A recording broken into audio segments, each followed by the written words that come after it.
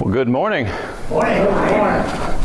And it is very, very nice to be able to look out and see such a crowd, a great crowd. Yes, wonderful to see you all. Our good friends from Anacoca, greetings to you. We're so happy you could join us today. We're glad to see you all. A lot of faces there I haven't seen in quite a while, and it's my pleasure to get to behold them once again and to see all of your smiling and thankful faces. You know, it's the theme here, of course, is Thanksgiving. We're looking forward to the upcoming Thanksgiving, and we have so much to be thankful for. We look around, and even though we see the trials and the tribulations we go through, we struggle with these health issues that we have, and yet at the same time we know that there is just an overwhelming flood of blessings that have come our way. We look around and we see all of this. We know of healings that have taken place. We pray for further healings to take place. That's what we're looking for. But we also know the things we have from day to day, the things that God has provided, the things that come from the earth. God put this earth here. He caused the seeds to grow. He gives us all the things, whether directly or indirectly, all the blessings we have, all the good things of life flow in one way or another from God. So we have Him to thank. And yet, you know, there are people in this world, people in this country, and in some cases, former members of the Church of God, who deny the existence of the source of all these good blessings. They've now turned away.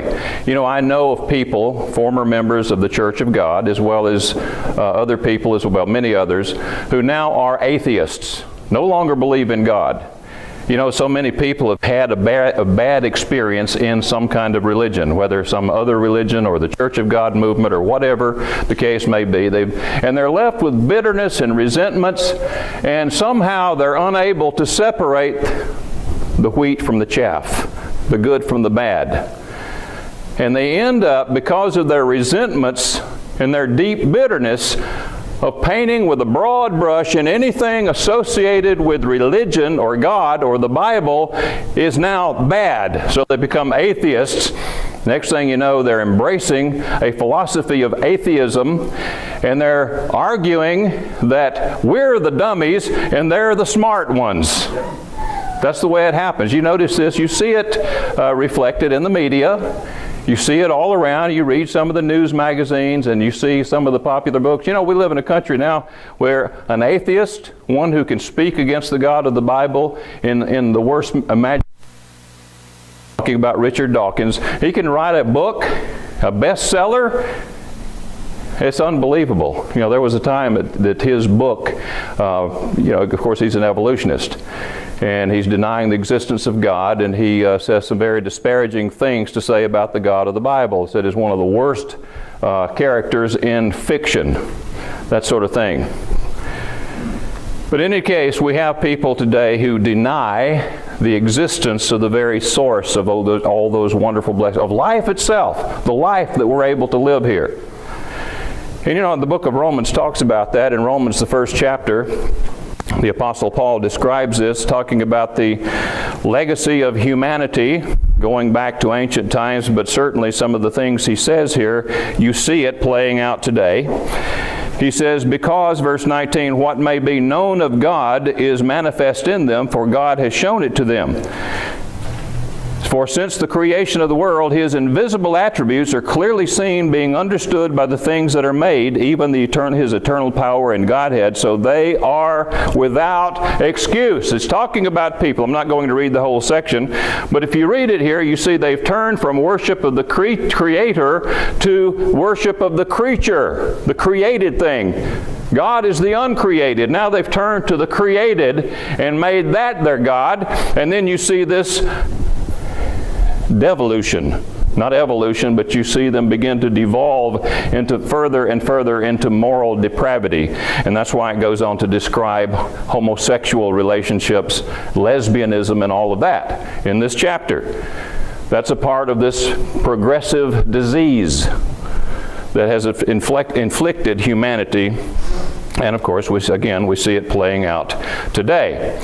Now, I want you to think about this. You may think, as I talk about this and I'm preaching to the choir. I think that's okay because sometimes the choir needs preaching to. But preaching to the choir, you already believe in God. You wouldn't be here if you didn't believe that God exists. When I talk about we have so much to be thankful for, and we're thankful to our Creator, I see heads nodding in agreement all over the room. Everybody, we all agree to that. So I'm going to talk about that today, but the reason is because there is a force out there is something out there in the world that would have you disbelieve it and convince you that if you're really an intellectual, if you're in line with the best minds in this world, the real thinkers, then you're not going to accept things like a book like this, or the existence of their desert God, as they will sometimes tell you. Some ancient desert God. Are we going to put our faith in that? And then have you believe that we're a bunch of ignoramuses for believing it? Well, I want you to be equipped to deal with some of those arguments. And you will see at the end of the day, not that we're going to go to the end of the day, but at the end of the day, the arguments against the existence of God and against this book as His Word don't stand. When somebody says, you mean to tell me you believe in this God who put this man in a garden and opened up his side and took some material out of there and made a woman and then gave them this magical tree with this magical fruit that would impart to them eternal life, and they blew it. Why? Because they listened to a talking snake? You believe? So yeah, that's the kind of arguments you will hear. But in any case, you understand, we all know that there's much, much deeper, profound truth in the Genesis narrative. We understand that. We're not going to go into that today, but I want you to think about this. In the last hour, we all traveled together approximately 66,500 miles. And by the end of this sermon, you'll have traveled much greater distance than that. That's another 66,500 miles, hopefully less than that, because that stuff back there smells awfully good. Planet Earth is orbiting the sun, and that's the speed at which we're traveling. Approximately 66,500 miles per hour. Now, the Earth is also rotating on its axis. It's an imaginary axis, but you understand what that means. There's a center, and it's rotating. It's constantly turning, spinning, day after day. Each revolution, each rotation is a day, each 24 hours. In other words, this time yesterday, the Earth has made one complete turn. As the world turns, the TV show. But we can see images of the spinning globe, and we know that.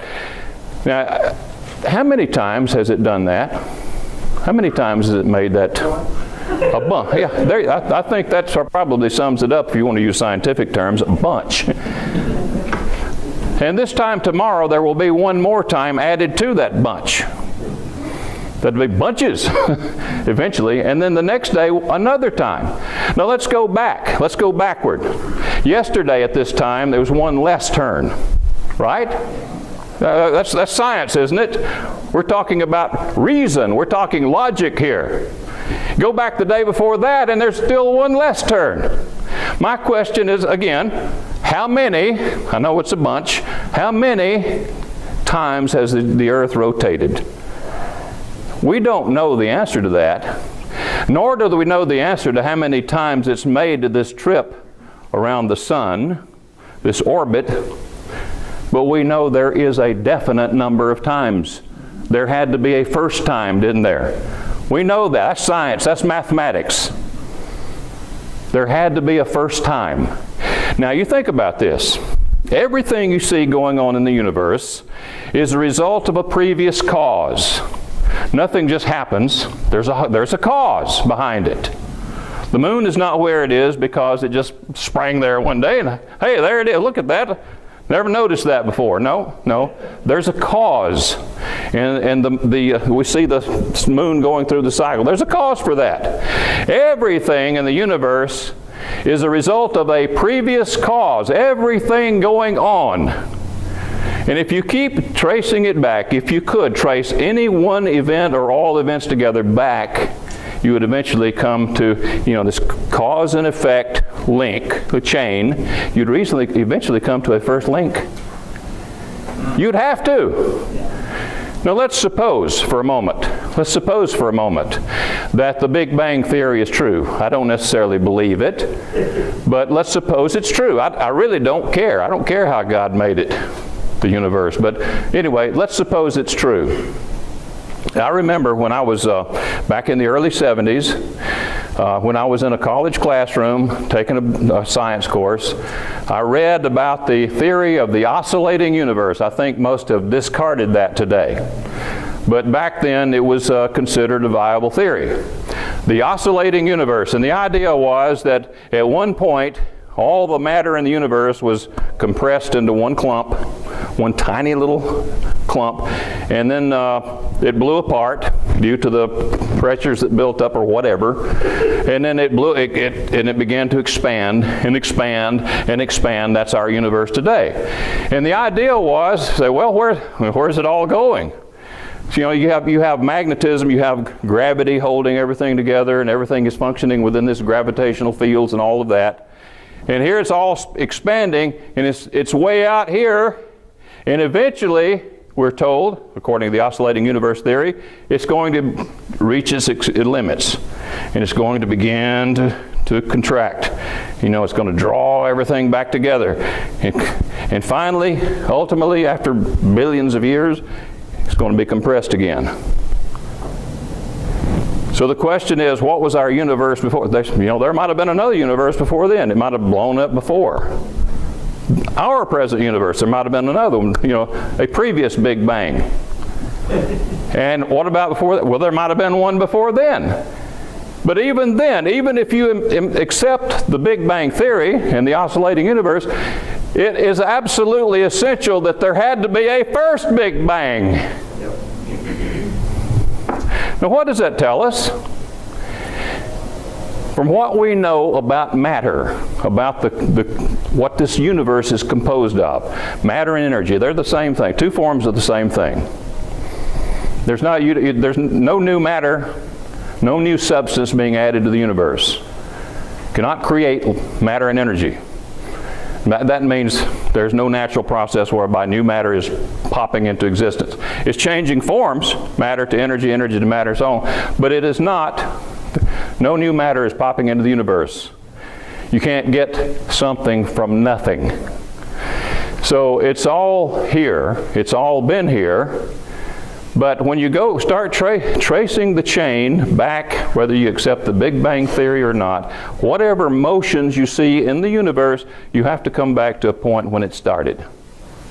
That tells us that there must, of necessity, we're talking science here, good science, we're talking reason, good reason, of necessity must have been a first cause. And that first cause must, of necessity, exist outside this material realm. And therefore it must be eternal, completely different, wholly other than the material realm. Now, if I did not believe the Bible, I would be a deist based on that conclusion, that rational, scientific conclusion. There had to be a first cause. Had to be. And that first cause has to be other than the universe, because then you'd have the universe creating itself, and that doesn't happen. So there had to be a first cause. Science can point us to God, philosophy can point us to God, reason points us to God, but once we find Him, once we logically conclude that there must be a first cause, and we just see that there must be, our journey of faith begins, because you see, God is not the first cause, is not the subject of science. The subject of science is the creation, things made, things that are in this material universe, not the first cause. He's outside that. So you have to have a first cause. Now, what I've just described to you is called the cosmological argument. It deals with first causes, with how things came to be, and so forth. And by the way, I might tell you that I mentioned the oscillating universe, but today, due to what we have seen through some of the most powerful telescopes in the world, the red shifts in the distant reaches of the universe as far as we can tell, it has been determined, and I don't know how theoretical this is, but at least it's now believed that the expanding universe is not one day going to snap back like a rubber band. It's going to keep expanding. It's not going to come back. It's not going to come back together. It's going to keep spreading and spreading and spreading. And eventually all the matter is going to be so far apart, there won't even be any starry nights. It's not going to stop. And guess what? They see that the outer reaches of the universe are moving away, and they're not getting slower, they're still getting faster.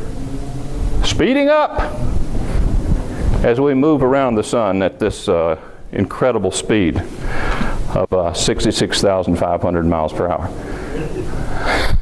So the universe out there, it's actually getting faster as it spreads. So what have scientists now concluded? We're talking science here. Scientists have said it had to start. There was a time when many scientists believed the universe was eternal. Now they're saying, no, it had to begin. And anything that had to begin had to have a beginner. Now, you know, many scientists will talk about God, but they don't necessarily talk about the same thing you and I. They understand there had to be a first cause. So some of them are deists, but in any case, there had to be a first cause. So we know now through science that there had to be a beginner. In other words, science shows us that God exists. Pure and simple. Now then, there's another kind of argument. One is the argument from design. Today, the intelligent design movement has made great advances in this field, showing that what we see in biology, in nature, obviously didn't come about through a system of random mutations guided by natural selection. That's the theory of evolution. That's Darwin's theory of evolution. I want you to think about this. You know, I have a condition called atrial fibrillation, and which means my heart is not in rhythm, in normal rhythm. Probably there's some little trigger points in there in the left atrial chamber that are causing some aberrant currents, resulting in the upper and lower chambers as they be. They're supposed to be in rhythm, but causes an aberrant, there's some contractions there that throws the whole thing off. The blood still circulates, it's just not what it should be. It's not, the rhythm is not the way it should be. So I have to take a blood thinner all the time because there's a greater risk of forming a clot because the blood can sometimes back up in a certain area in the chamber, the upper chamber, and that can result.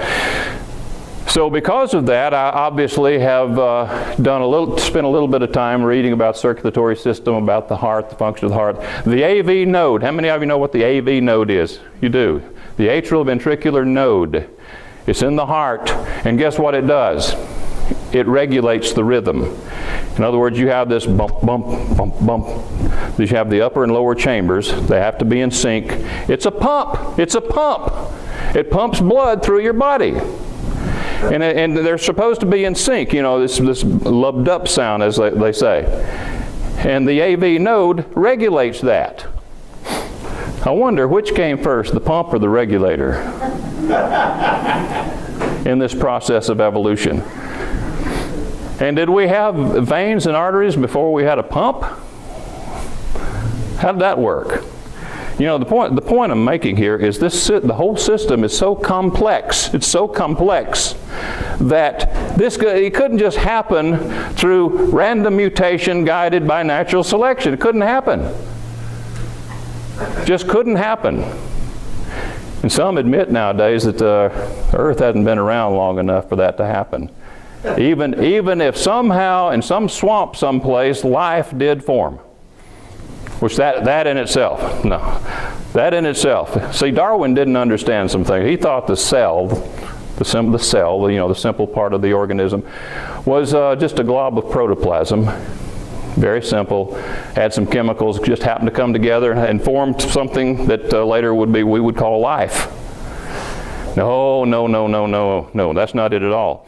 But back to the circulation system, in looking at some of these things, you know, the lumen, that's the area in the veins and arteries that the blood flows. That's called the lumen.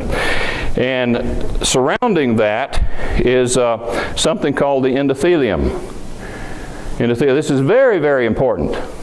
Important tissues there, because when a vessel is injured, chemical changes related to this endothelium cause the muscles that underlie it. You have this layer of muscles and also of collagen underlying the endothelium. But these chemical changes in the endothelium as a response to the injury will cause the muscles to contract. Let me give you an illustration of how important that is. Suppose you're going to go on a trip. You're going to go to the feast. And here you've got your suitcase packed. And you know how it is when you start packing a suitcase. After a while, you've got it stacked up so high, and then you've moved it around trying to get the stack a little lower because you're going to have to close it eventually. And then you've got shoes and other things in the upper side. So you get it, you start to close it, and you've got a big old gap there.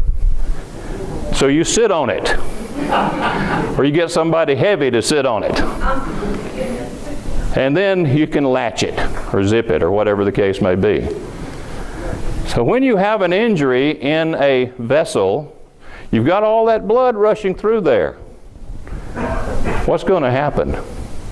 If you don't have some kind of system to take care of the problem, you're going to bleed to death. And if that system had not been in place from the beginning, we wouldn't be here today. Everybody would have bled to death. I don't see how we could have survived, because too many injuries do take place. Now I'm talking about internal injuries as well. So the body has this system. What happens when an injury occurs? First of all, those chemicals begin to close off the area of the injury, slow down that blood flow so that it can begin to repair. And then what happens?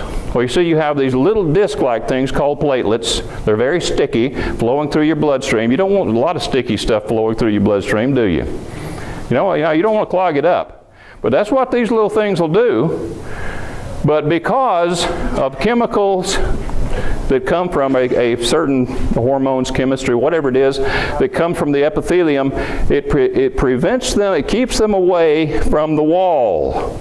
And it keeps them from sticking to each other. Now, in the side of it, and by the way, the platelets are formed in the bone marrow and then put into the bloodstream. Good thing that evolved, otherwise, same thing.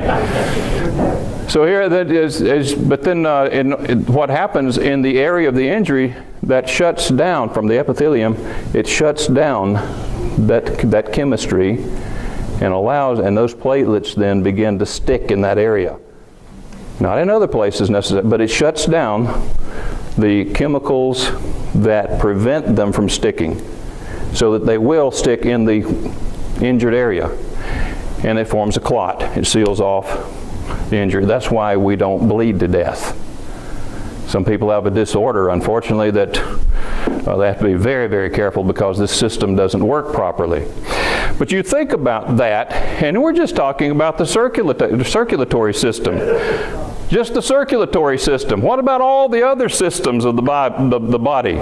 The digestive system that breaks down foods into amino acids and other things, and then somehow gets it into the bloodstream so it can carry it to these other parts of the body for repair and growth. Well, you got a lot of things that's going to have to evolve through randomness in order for us to survive. And then when it comes down to it, how in the world is this going to, how in the reproductive system? It's got to pass on from one generation to the next. Otherwise, everything's going to die. And you look at all the life forms on planet Earth, and what do we see? Different ways of reproduction. Does anybody believe that happened by accident? How can we? I can't. I'm not even capable of that. And then we get to the cell itself. Another time I remember in a college classroom back in the early 70s, the teacher read from a letter that he received in the mail, And he started reading, and I thought, hey, I read that. Oh, that came from Pasadena. It came from the headquarters of the Worldwide Church of God. And he started reading it, and he was in agreement with a lot of it, but he disagreed with him on evolution. So he believed in God, but he also believed in evolution. I said, well, no, this guy, he didn't read the name. I knew who it was, though. I had the letter, too. So he said, it's just trying to sell something. No, it's not. He's trying to give something away. But anyway, he was taking issue with him on evolution. And there was a nurse in the classroom, also someone who believed in God, said, you know, you can see it in the embryo. See the embryo develop. That's evolution. You see how it starts very small, a single cell, and then after a while it begins to develop and all these body parts form and so on. So that kind of tells you how evolution could have happened. And I'm sitting there thinking, what? You see, there's a huge problem with that, a huge, massive problem with that, and we know it now because we know about the cell and how it works. You see, the cell is an information machine. You've got to have information in that cell before it can do what it does. It has instructions, it has the blueprint, it all has to be there, and it has to sort it, and it has to be able to follow those instructions in order to turn a cell into an organism. So the information must be there first. See, Darwinism would have you believe that it kind of picked up the information along the way. That doesn't happen. No. The cell is a marvelous and incredible little information processing machine. And so complex, it staggers the imagination. If you haven't done it, sometimes see if you can get a hold of one of those videos or something online that shows the inner workings of the cell. It's just amazing. No possible way that this could have come about without an intelligence behind it. In other words, it was designed. It was obviously designed. So from the information, from the argument from design is stronger today than it's ever been because of what we know. In fact, how many of you remember the name Antony Flew? He died just a few years ago in his 80s. But he was an English philosopher, world-renowned, many books and essays on various philosophical issues, not all together to do with God. He was an atheist, a philosophical atheist. And he said he was also an evidentialist. An evidentialist is one who follows the evidence. And he would debate with Christians and others who believed in God, and he said, look, show me the evidence. I will follow the evidence wherever it leads. And he always argued against the existence of God. Said there's no evidence for it. No evidence for it. And then when all of this information came about late in his life, more than we've seen before, I say there was enough there before, but more than ever, he looked at the evidence very carefully, and before his death, just a few years before his death, he wrote a book entitled, There Is a God. World-renowned atheist. There Is a God, subtitled, How the World's Most Notorious Atheist Changed His Mind. Why? He followed the evidence. So the point here is, even if I didn't believe in this book, I would believe in a creator God. I don't see any way around it. Don't see any way around it. And when I did, in my youth, have questions about this book and wondered if it really was inspired and all of that, I still believed in God because the evidence demanded it. I didn't necessarily define His nature, but I did understand quite a bit about, I understand there had to be a first cause, an intelligent first cause. So I understood that. But now what about this book? What about this book? That's the big question for us. And I'm going to cut through a lot of material, but you will recall, those of you who were here for the Feast of Trumpets, you will recall that we looked at the prophecies of Daniel. And if you haven't heard that message, then it is available on the website, also on the website out of Tyler. and also you can get a CD of it from the Tyler office if you want it. It's entitled The Eternal Kingdom. We looked at Daniel 2, and we looked at Daniel 7, and we saw that Daniel accurately prophesied. He lived in the time of the latter end of the reign of Nebuchadnezzar in the Neo-Babylonian period. He prophesied of these 4 kingdoms, beginning with the Neo-Babylonian kingdom, and then followed by the Medo-Persian kingdom, followed by the Grecian kingdom, and then finally the Roman kingdom. And then as we saw in that sermon, according to Daniel chapter 2, the dream image of Nebuchadnezzar, the stone that was cut out without hands strikes the image, and we see the kingdom of God following these 4 kingdoms. And our conclusion, what I wanted to do then is to take you to the final end. But there's a little more to the story. A little more to the story. You know, when you look at the Old Testament, the Old Testament only knows one coming of Christ. Does not deny 2 separate events, but it only speaks as if, I'll put it this way, as if there was only one coming. Let me show you what I'm talking about before I take it up in the book of Daniel. I want to look at some of the prophecies in Daniel. Again, we're going to just kind of skim through it, but I want to show you there's good reason to believe the Bible, and when critics come to you with some of these arguments, you have some ammunition there. You have a response.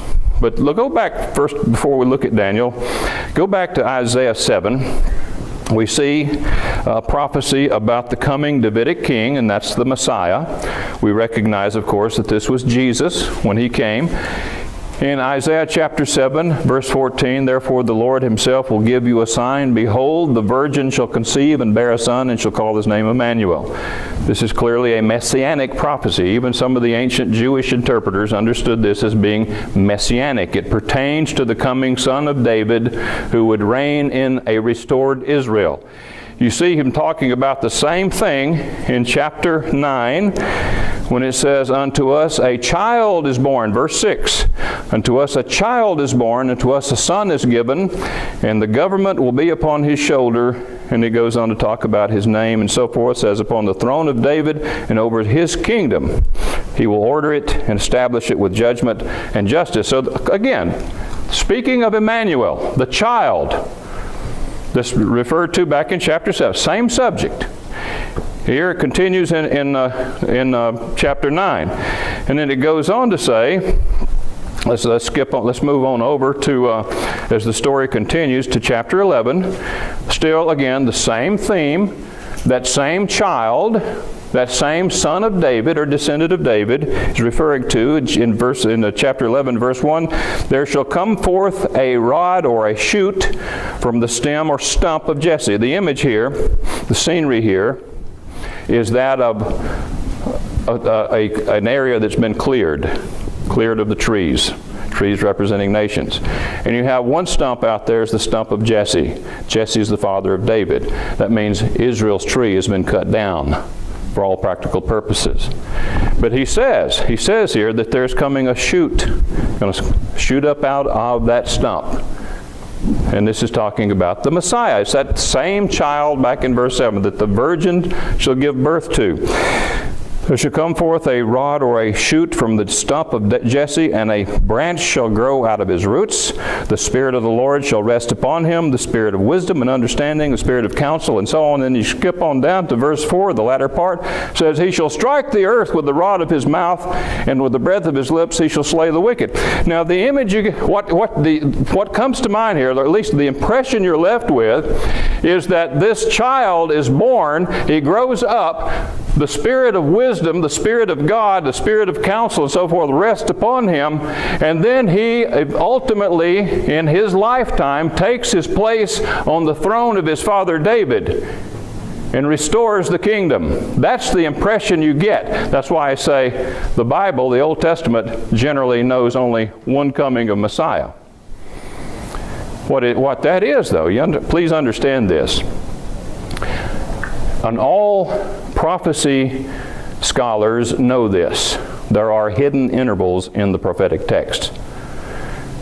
Hidden intervals. So these texts speak of both the first coming of Christ and the second coming. We just don't see the interval You see what I'm saying? We don't see the hidden interval. That is revealed later. We see it later. And the same thing is true in the prophecies in Daniel. In Daniel 2, remember, as we looked at this on the Feast of Trumpets, in Daniel 2, when the stone was cut out without hands, we understand that to mean Christ. He strikes the image on the feet. The image crumbles. That means the kingdoms of this world are destroyed and replaced by a kingdom that will not perish. That's the kingdom of God. But you know, it doesn't distinguish between one coming and the second coming, does it? What we see here in Daniel 2 in this prophecy is the Messiah comes in the Roman period. The Roman period. Now, as we talked about in the previous sermon, there will be a manifestation of that same system in the end time. However, just looking at Daniel, you see the Messiah, that's the stone, cut out without hands, comes during the Roman period, not the Grecian period, not the Persian period, the Roman period. Very important. Now, the critics of Daniel, and you even find this in some evangelical universities and seminaries, claim that Daniel was really written in the 2nd century BC. You know why they say that? You know why they say that? It's because he wrote so accurately about things that went on in the 2nd century BC. They say he couldn't have possibly lived back in the time of Nebuchadnezzar. No! How could you be so accurate about things that would happen later? I mean, we're talking about specifics. How could you do that? He had to have been in the 2nd century. But you know, how many of you heard of the Dead Sea Scrolls? Most of us have.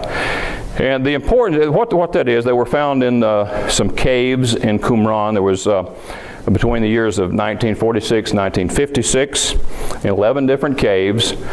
And these are very ancient scrolls that this Jewish community, the Essenes, the Qumran community, and there were 981 different texts, Old Testament texts.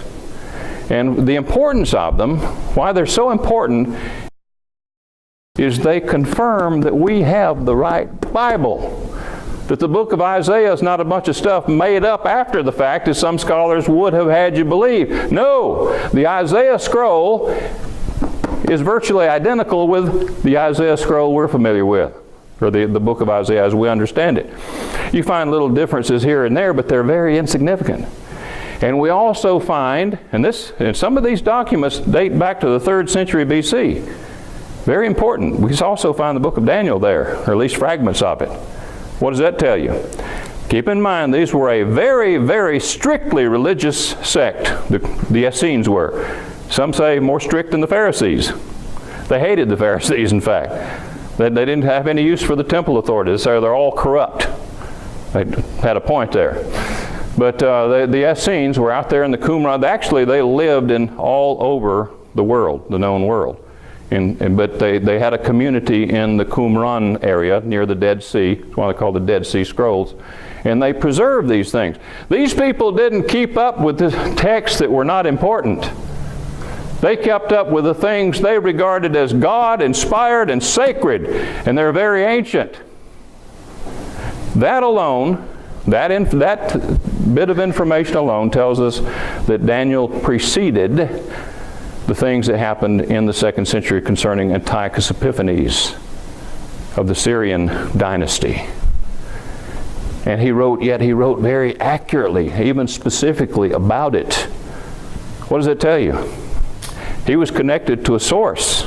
He was connected to a source that was other than the ordinary sources. So we find here in Daniel, you know, I believe it. I believe my point, back to the point I was making. The reason the scholars say that he wrote in the 2nd century BC, you'll even find it in Catholic textbooks, is because so many people just can't believe that he could have written these things beforehand. If you believe that God inspired the text, it's not a problem, is it? Nope. Not at all. Now back to Daniel, again, Daniel 2, the stone cut out without hands, it takes us to the Roman period, beyond the time of Antiochus Epiphanes, all the way down to the 1st century A.D. And then in Daniel 7, we saw the same thing. Just going to briefly refer back to that so we can get through this. In Daniel 7, the same thing. We saw the 4 beasts representing those same 4 kingdoms, successive kingdoms. And then finally we see power given to one like the Son of Man who will reign in his kingdom. When does the one like the Son of Man appear? In the Roman kingdom, the time of the Roman kingdom. Again, there's a hidden interval here, the first coming and the second coming. The text doesn't specifically tell you about that, just as many other prophetic texts don't tell you about the hidden interval. They allude to it. They allude to the various things Christ will do. You have an allusion here to the ascension and to the second coming and so forth. But the point is Messiah, the reign of the Messiah, in some sense, begins during the reign of the 4th beast. And when did Christ come? In the reign of the 4th beast, the time of the Roman kingdom. The Roman king, or a Roman king, a Roman ruler, sought to kill him when he appeared, or when he was first born. Or shortly thereafter, at least. And then you come to Daniel chapter 8, and this is a really remarkable one. Really remarkable. Daniel chapter 8, this is the prophecy of the ram and the male goat. I'm not going to read through it, but these 2 creatures represent, and it tells us very clearly. Let's just go to the end of the matter. It tells us in verse 20, the ram which you saw, having the 2 horns, they are the kings of Media and Persia. You know, Daniel was alive at the time of the transition from the Neo-Babylonian to the Medo-Persian kingdom. These are the kings of the Medes and Persia. So, and then it goes on to say, and the male goat is the kingdom of Greece. That came afterward. The large horn that is between its eyes is the first king. As for the broken horn and the 4 that stood up in its place, 4 kingdoms shall arise out of that nation, but not with its power. And this is exactly what happened. Who was the first king? Alexander the Great. This was down the road from Daniel. And this is why so many scholars say, oh no, he couldn't have written this. He couldn't have known about Alexander unless he lived later. Well, here he is writing about Alexander, and there's evidence. There's more evidence than just what I've given you concerning the Dead Sea Scrolls, but there's other evidence as well. A number of books, good books written on this subject showing that Daniel wrote earlier. But here he prophesied the coming of this Grecian king, and it even says that he's going to be, implies here that he's going to die early or young, and he's going to be replaced by 4 other kings. And we know who they are when we look at history. They were Seleucus, Cassander, Lysimachus, and Ptolemy. The 2 that became rather prominent were the Seleucid dynasty, the Seleucid kings of Syria, and the Ptolemies of Egypt. It's called the king of the north, the king of the south. And these 2 became dominant in those times. That's why we have prophecies about them. And it goes on to talk about, this is a very interesting part in chapter 8, verse 23, and in the latter time of their kingdom, when the transgressors have reached their fullness, a king shall arise, having fierce features, who understands sinister schemes. His power shall be mighty, but not by his own power. He shall destroy fearfully, and shall prosper and thrive. He shall destroy the mighty and also the holy people. Who's he talking about? Antiochus IV, Assyrian king. In the latter part of this, before the Roman kingdom, we're coming down to the 2nd century BC now, you have Antiochus IV. And you can read, if you have a copy of the books of the Maccabees, you can read 1 Maccabees 1 and verses 54 through 65 and read about this very thing coming to pass. And then he goes on and says, through his cunning, he shall cause deceit to prosper under his rule, and he shall exalt himself in his heart. He shall destroy many in their prosperity. He shall even rise against the prince of princes. He shall be broken without human means. Read about that in 2 Maccabees chapter 9 and verses 1 through 28. It's exactly what happened to Antiochus IV, Epiphanes, one of the Syrian kings. And then if you want to really get into the details, and I'm not going to today, read chapter 11. Chapter 11 it talks about the succession of Syrian kings and leads again to Antiochus. Now, all of this is important because it gives you the background of the lead up to the Roman period. Now, our Adventist cousins are wrong in their interpretation of the prophecy I just read. They placed it out in the Roman period. No, it says very plainly it pertains to the Grecian period and the four generals, the four kingdoms that came out of the Grecian period. And then you have chapter 11, it describes that. Now, there's a very, very interesting prophecy in chapter 8. Once again takes us to the Roman period, even gives us a number of years, and it even speaks of the Messiah. It's called the 70 weeks prophecy. Actually, it's 70 weeks of years. Let me just read it very quickly so we can get through this. 70 weeks, verse 24, 70 weeks are determined for your people. It means actually in the Hebrew 77s. In context, it concerns the 70 years of the Babylonian exile. So the sevens are not just weeks of days, but weeks of years. 70 weeks of years are determined for the people and for your holy city to finish the transgression, to make an end to sins. Now think about what Christ did when He came. Finish the transgression, make an end to sins, to make reconciliation for iniquity. He did all of these things, to bring in everlasting righteousness, to seal up the vision and prophecy, and to anoint the most holy. We think about the most holy place, but this is a most holy one. Know therefore and understand that from, now here you have some dating. Not many prophecies are dated. This one gives us a number of years. From the going forth of the command to restore and build Jerusalem until Messiah the Prince, there shall be 7 weeks and, meaning 7 weeks plus 62 weeks. That's a total of 69 weeks. So from the going forth of the command, there's a couple of commands. There was one from Cyrus, another later. But the command, anyway, back in that period when the Persians released the Jews and let them go back to the land and rebuild, from the going forth of that commandment until Messiah the Prince. Some people like to identify the Messiah the Prince as somebody else. No, I say it's Christ, it's the Messiah, because look at all these other prophecies. They take you to the Messiah. To Messiah the Prince, 69 total weeks, 69 weeks of years, and that would be a total of 483 years. 483 years. And you count 483 years from the going forth of that command, when the Jews came back from Babylon, until about 30 AD or thereabouts. What do you get? Well, if you count 483, you come out to that. Right on time. Right on time. The time of Jesus, about the time of His crucifixion, or thereabout, close to that time.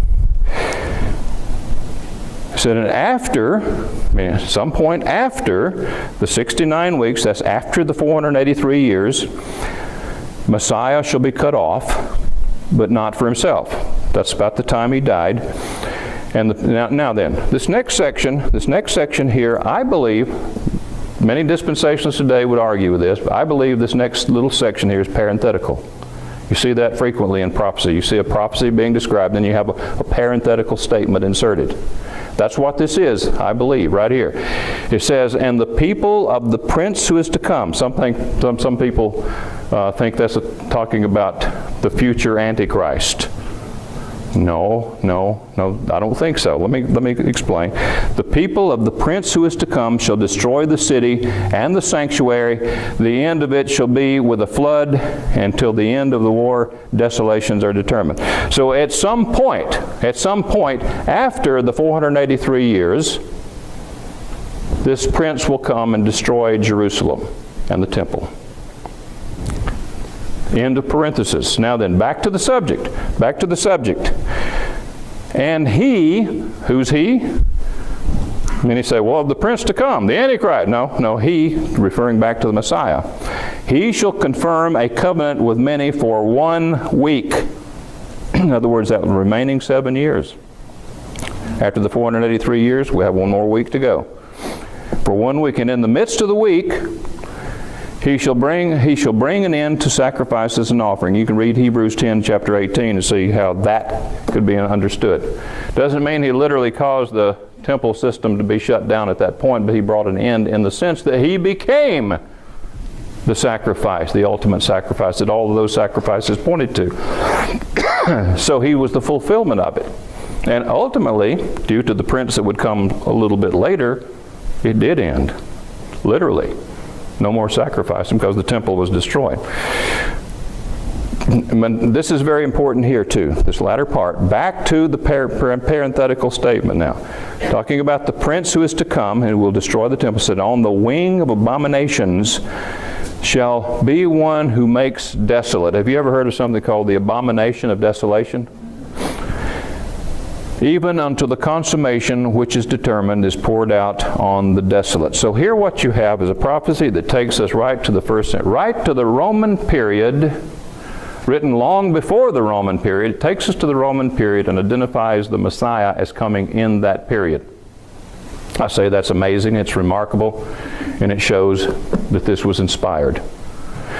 And at some point after that, we're told about someone coming and destroying the sanctuary, the temple, and Jerusalem, and it speaks in terms of on the wings of abomination and things being made desolate.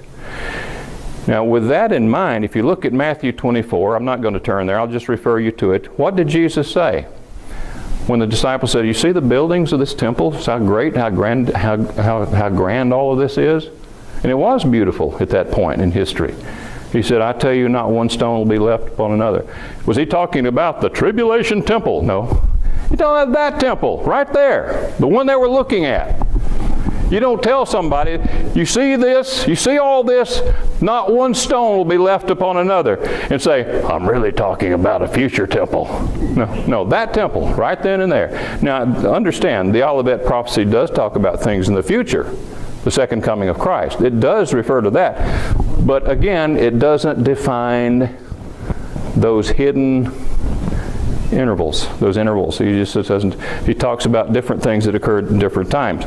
But he speaks about the abomination of desolation. He talks about fleeing from Jerusalem and from Judea at that time. And what and when? Luke's account, when you see the armies circling, when you see them encompassing Jerusalem, get out, get out. Why? Because this prince has come on the wings of abomination, and he will lay desolate. Read Josephus' account of what happened in AD 70. It did happen. So I believe the 70 weeks were fulfilled, literally 70 weeks of years. A part of it wasn't taken and stuck off into the future, in my opinion. I think that's all wrong. It happened then and there when Messiah came, and the completion of it occurred when, at about the time Saul was converted, and the gospel then began going to the Gentiles. So this pertains to the Jewish people in that land. And then after that, after a time, out at 70 AD, the prince came. His name was Titus. He destroyed that city. Thousands of Jews were killed. The temple was destroyed. They came in with their abominations, the wings of abomination, the eagle's wings on their shields and the banners and so on, and laid waste to the temple. And it was a great tribulation. That's not to say there's not going to be a future tribulation. There will be. But the point here is that you look at these prophecies and you see absolute proof that Daniel was connected to a source that was not of this world. Otherwise, he could not have known these things. He could not have known these things. And you know, the lesson there's a lesson, we find it in the book of Daniel, in all of this. We could go through so much more. This would require a whole series of studies to go through the book of Daniel and show all the wonderful, marvelous fulfillments of prophecy and to prove that he did write before these things happened. But this is just a nutshell summary today. But there's a lesson in this for all of us, and hopefully the lesson the world will see one day. And it's found back in Daniel chapter 4. You know, King Nebuchadnezzar was a rather arrogant man at one point in his life, rather arrogant. He couldn't take the idea of others being exalted above him. He built the golden image and demanded that people bow down to it. He understood Daniel's prophecy, you're the head of gold. He wanted to be the whole image. He don't want to just be the head, he wanted all of it. So he had everybody in the kingdom to bow down to that image. Of course, you know the story of Shadrach, Meshach, and Abednego. And they wouldn't. Thrown in the fiery furnace. God delivered them. And you know what Nebuchadnezzar had to go through? Made like an animal for a period of time. And this was the lesson that he was to get from that. Daniel 4. In verse 25, they shall drive you from men, your dwelling place shall be with the beasts of the field, and they shall make you eat grass like oxen. They shall wet you with the dew of heaven, and 7 times shall pass over you till you know the Most High rules in the kingdom of men and gives it to whomever he chooses. Nebuchadnezzar needed to know that. He didn't. He wanted to be the whole image. He said, no, you're just the head. There are others who are going to succeed you. And inasmuch as they gave the command to leave the stump and roots of the tree, your kingdom shall be assured to you after you come to know that heaven rules. Heaven rules. We look around and we see all the troubles in the world today. We see what ISIS is doing, the terrible things are going on in this world, and all the things we all have to deal with personally. That's a lesson we need right there. Heaven rules. That's something to be thankful for. Nebuchadnezzar had to learn that lesson the hard way, though. He had to go through quite a bit before he really got that lesson. Verse 34. And at the end of the time, I, Nebuchadnezzar, this is after his going through this period in which he was driven from men and was made like a beast, I, Nebuchadnezzar, lifted up my eyes to heaven, and my understanding returned to me, and I blessed the Most High, and praised and honored him who lives forever. Finally, he began giving thanks to the real source. The real source of everything he ever had that was worth having. For his dominion is an everlasting dominion, and his kingdom is from generation to generation. All the inhabitants of the earth are reputed as nothing. He does according to his will in the army of heaven and among the inhabitants of the earth. No one can restrain his hand or say to him, what have you done? You see, God rules. That's the lesson in all of this.